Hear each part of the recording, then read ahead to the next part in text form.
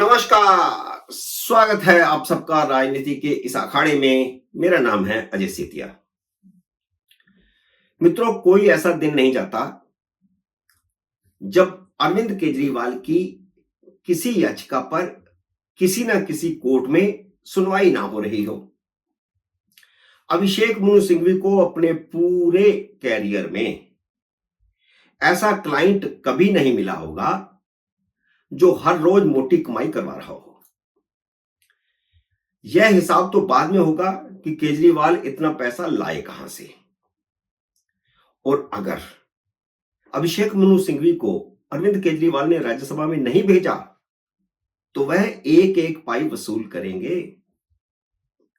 दिल्ली सरकार से तो फीस की अदायगी हो नहीं सकती। जजों को भी अब यह समझ आने लगा है कि अरविंद केजरीवाल खबरों में बने रहने के लिए हर रोज कोई ना कोई नई याचिका लगवा रहे हैं। नीचे से चलती चलती एक याचिका सुप्रीम कोर्ट से खारिज हो जाती है तो लोअर कोर्ट में उससे पहले ही दूसरी याचिका तैयार होती है। दिल्ली की राउज एवेन्यू कोर्ट से लेकर सुप्रीम कोर्ट तक को इसके अलावा अब कोई काम ही नहीं बचा। आम आदमी की हजारों लाखों याचिकाएं सुनवाई का इंतजार कर रही हैं, तारीख पर तारीख चल रही है, लेकिन केजरीवाल की याचिका की आउट ऑफ टर्न रोज सुनवाई हो रही है। कभी लोअर कोर्ट में, कभी हाई कोर्ट में, कभी सुप्रीम कोर्ट में।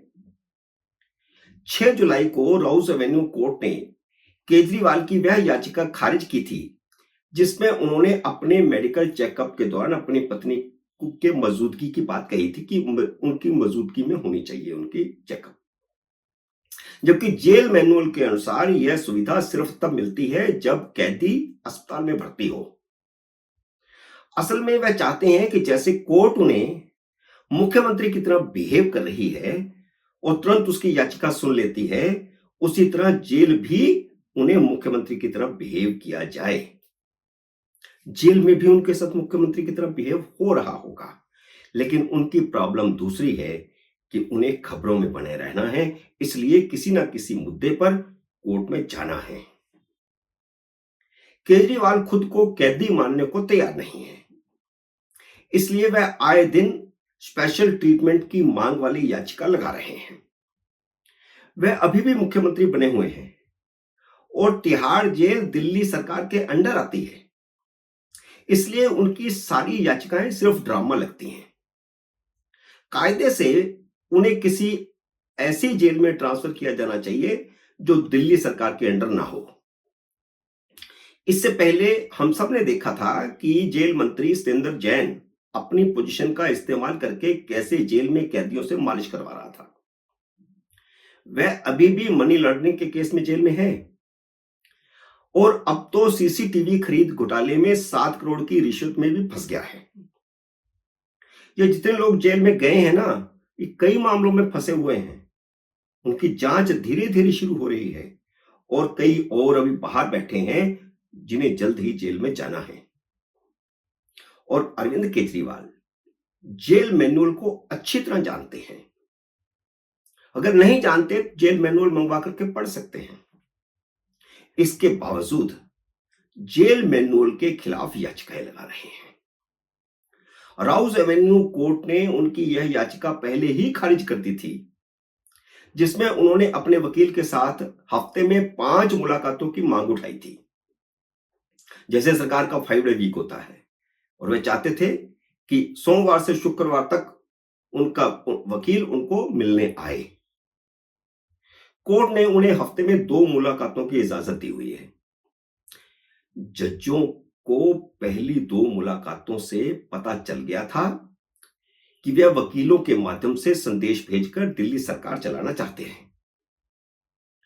आपको याद होगा कि गिरफ्तारी के तीसरे दिन ही आतिशी मार्लेना ने एक प्रेस कॉन्फ्रेंस करके पानी की सप्लाई को लेकर के मुख्यमंत्री का निर्देश पढ़कर सुनाया था। हालांकि वो कागज उन्होंने नहीं दिखाया, वकील के माध्यम से आया होगा, वकील ने अपने हाथ से लिखा होगा और लिख करके दे दिया होगा। इस तरह वह खबरों में बने रहना चाहते थे। हालांकि संजय सिंह को वकील से हफ्ते में 3 दिन मिलने दिया गया था उनके खिलाफ 7-8 केस है, ज्यादा नहीं है, जबकि केजरीवाल के खिलाफ तो 30-35-40 केस हैं। लेकिन केजरीवाल मुलाकातों का मिसयूज कर रहे थे, इसलिए अदालत ने मना कर दिया था। मिसयूज यह कि वह उन मुलाकातों के माध्यम से, वकीलों के माध्यम से अपनी सरकार चलाना चाहते थे। हर रोज एक नया निर्देश भेज दे, सोमवार से शुक्रवार तक, फिर सैटरडे संडे तो छुट्टी। ईडी की आपत्ति यह है कि केजरीवाल वकीलों के माध्यम से सरकार चलाने की कोशिश कर रहे थे और कोशिश कर रहे हैं अब भी नए नए बहाने लगा करके। लेकिन अब कोर्ट ने तो साफ कह दिया, जब 20 दिन के लिए उनको अंतरिम जमानत दी थी, तब भी ये शर्त लगाई थी कि वे दफ्तर नहीं जाएंगे, किसी फाइल पर साइन नहीं करेंगे, कोई फाइल नहीं देखेंगे। तो एक तरह से कोर्ट ने कह दिया है कि आप जेल में रह करके मुख्यमंत्री नहीं रह सकते, लेकिन वह बेशर्मी से मुख्यमंत्री बने हुए हैं। जबकि कोई व्यक्ति जब जेल में होता है तो जेल से बाहर उसका पद और कद क्या है यह मायने ही नहीं रखता। अब हाल ही में जब उनकी एक एक करके कई याचिकाएं खारिज हो गई, तो वह इसी मांग को लेकर के हाईकोर्ट पहुंच गए हैं। वही जो अप्रैल में रद्द कर दी गई थी उनकी मांग कि वे 5 दिन नहीं मिल सकते वकीलों से, अब उसकी अप्रैल की अब वो लेकर के हाईकोर्ट पहुंच गए, क्योंकि उन्हें तो रोज खबरों में बने रहना है, कोई ना कोई याचिका कहीं ना कहीं लगानी है। 10-12 याचिकाएं बना रखी हैं जो लोअर कोर्ट से ऊपर जाती रहती है, और कोर्ट ने सुनवाई के दौरान उन्हें इजाजत नहीं दी है। इजाजत देने की बजाय, मैं हाई कोर्ट की बात कर रहा हूं, लोअर कोर्ट में तो पहले ही इनकार किया जा चुका है, हाई कोर्ट ने उन्हें इजाजत नहीं दी है, लेकिन जेल प्रशासन से पूछा है कि उन्हें इस पर कोई आपत्ति है क्या, क्या आपत्ति है, उसकी राय पूछिए। जेल मैनुअल के मुताबिक किसी भी कैदी को हफ्ते में 2 बार ही वकील से मिलने की इजाजत दी जाती है, ये जेल मैनुअल में ही लिखा हुआ है। अब अगर तिहाड़ जेल यह कहती है कि 4 मुलाकातों की इजाजत दी जा सकती है, तो वह मुख्यमंत्री केजरीवाल के अधिकारों का मिसयूज होगा, क्योंकि तिहाड़ का प्रशासन उनके अधीन है। तिहाड़ जेल ने राउज एवेन्यू कोर्ट में जेल मैनुअल दिखा दिया था कि 2 दिन दी जा सकती है, लेकिन हाई कोर्ट में जेल प्रशासन ने जवाब देने की बजाय 5 दिन मांग लिए, जबकि तुरंत जवाब दिया जा सकता था। यह घोर आपत्तिजनक है। वैसे इस पर आपत्ति तो केजरीवाल के वकील ने उठाई है, लेकिन यह है वास्तव में घोर आपत्तिजनक ही, क्योंकि प्रशासन को तुरंत जेल मैनुअल हाईकोर्ट को दिखा देना चाहिए था। इससे शक होता है कि जेल प्रशासन केजरीवाल के दबाव में आ सकता है। हाई कोर्ट ने जेल प्रशासन को 5 दिन दिए हैं जवाब देने के लिए। अब अगली सुनवाई 15 जुलाई को होगी।